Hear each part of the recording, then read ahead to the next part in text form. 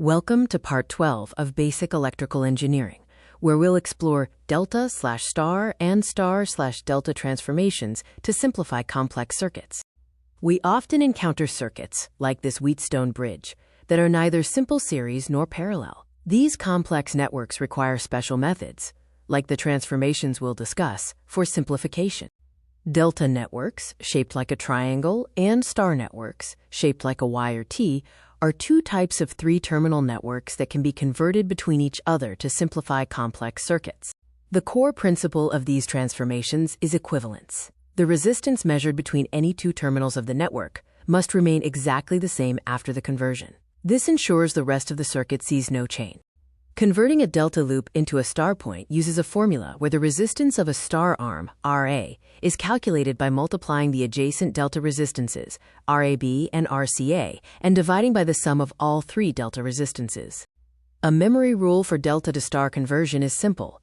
The star arm resistance equals the product of the two adjacent delta arms divided by the sum of all three delta arms.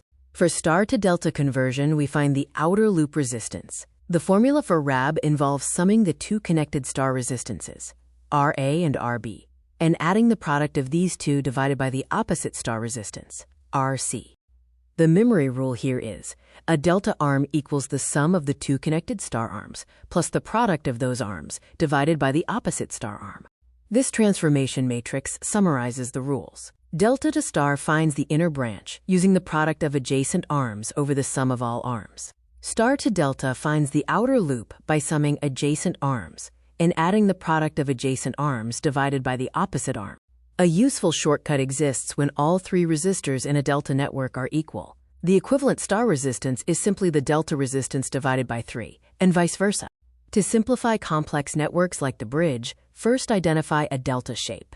Convert that delta to a star network, then the circuit becomes a simple series parallel circuit that you can solve with basic rules. Delta-star transformations have practical industrial applications. Engineers wire three-phase motors in either star or delta configurations to control voltage and power efficiently.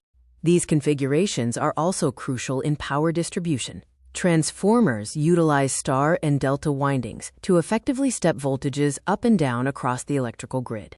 In summary, delta and star shapes allow complex circuit analysis. The principle of equivalence maintains terminal resistance. Remember the formulas for delta to star and star to delta conversions.